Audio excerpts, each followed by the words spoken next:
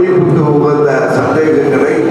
மேலும் மேலும் நீங்கள் படிப்பதற்கு தெரிவு கொள்வதற்கான சந்தேகங்களை இந்த மடிக்கணிகள் மூலமாக நீங்கள் தெரிந்து கொள்ள வேண்டும் என்பதுதான் நம்முடைய மாண்புமிகு